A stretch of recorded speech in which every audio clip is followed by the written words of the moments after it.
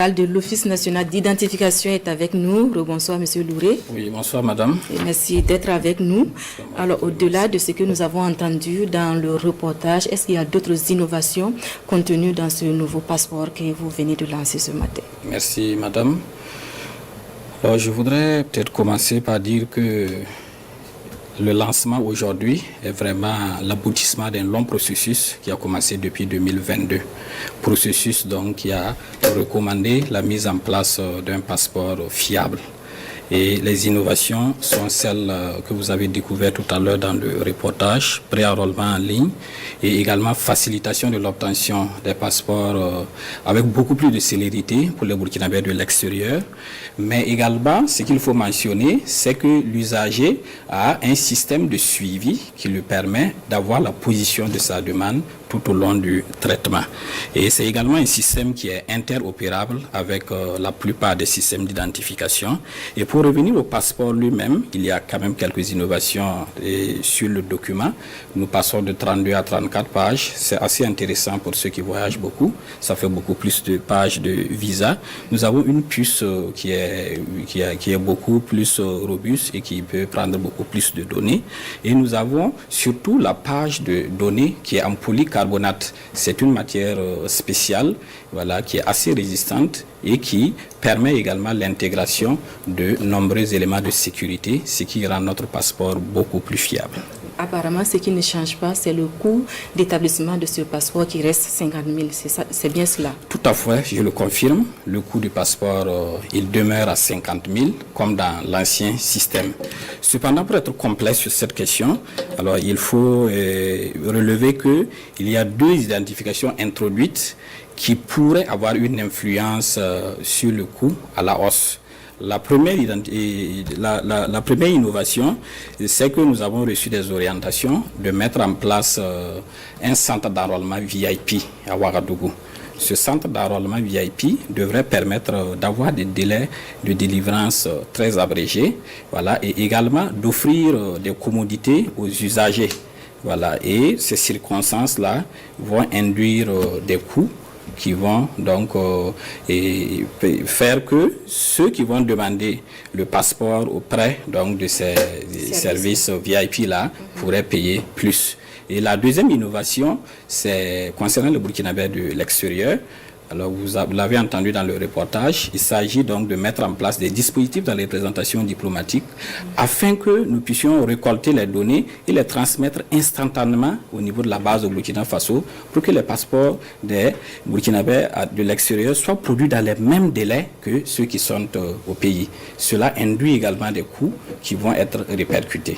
Voilà, mais toutes ces questions sont en étude et voilà, et on pourra y revenir. Avec le lancement de ce nouveau passeport, est-ce que les titulaires des anciens passeports doivent obligatoirement et systématiquement procéder au renouvellement de leur passeport, monsieur le directeur général? Ok, je vous remercie. C'est une question voilà, qui fait justement beaucoup d'inquiétude.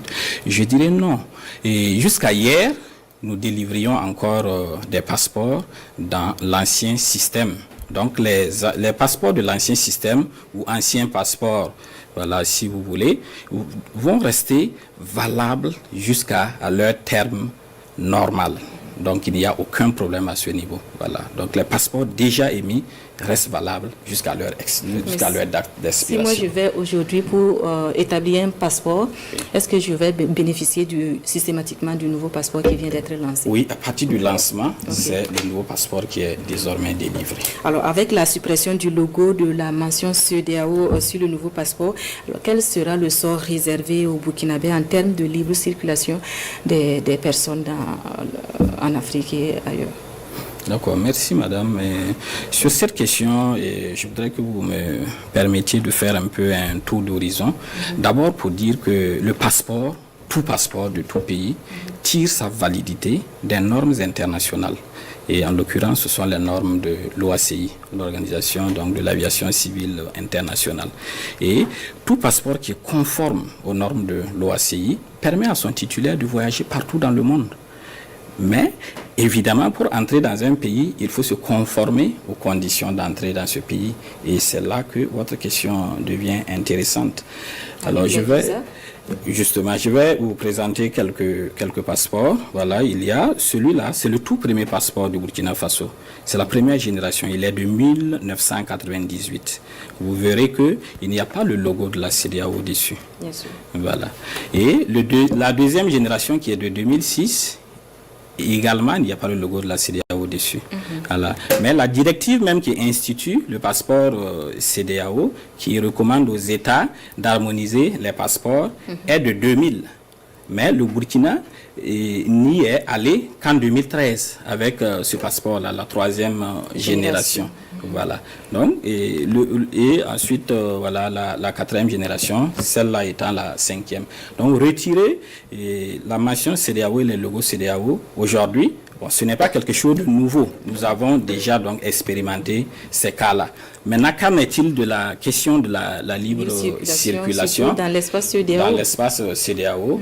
Alors, à ce niveau, je vais peut-être vous rassurer en disant que il n'y a pas que la CEDEAO. Nous avons également un autre espace communautaire dans la sous-région. Il s'agit de l'UEMOA. Voilà, l'UEMOA également prône la libre circulation. Et nous sommes 8 pays dans l'UEMOA et le Burkina est toujours dans l'UEMOA à ce jour. Voilà, donc les voisins comme la Côte d'Ivoire, le Togo, le Bénin, Niger, Mali, voilà, ainsi que la Guinée-Bissau, Sénégal, nous sommes ensemble au niveau de l'UEMOA et en vertu donc des règles de libre circulation au sein de l'UEMOA, donc nos concitoyens ne devraient pas souffrir pour ces pays-là. Voilà, quoique la mention CEDEAO ne figure pas, puisque là, on s'appuie sur les règles de l'UEMOA. Pour les autres pays qui sont de la CEDEAO et qui ne sont pas de l'UEMOA, la question va se régler par des accords bilatéraux entre États. Voilà, et sans compter maintenant que nous nous réservons le droit en tant qu'État d'appliquer le principe de la réciprocité. Pour ceux qui viendraient à demander des visas pour nos concitoyens, voilà, l'autorité va se réserver le droit d'appliquer aussi le principe donc du visa. Donc c'est pour dire que en gros, à l'instant, nos concitoyens n'ont pas véritablement à s'inquiéter en ce qui concerne la libre circulation. Voilà, beaucoup de dispositifs voilà, sont toujours en vigueur. Merci, monsieur le directeur général, pour toutes ces précisions et vous restez avec nous pour la suite de ce 20h.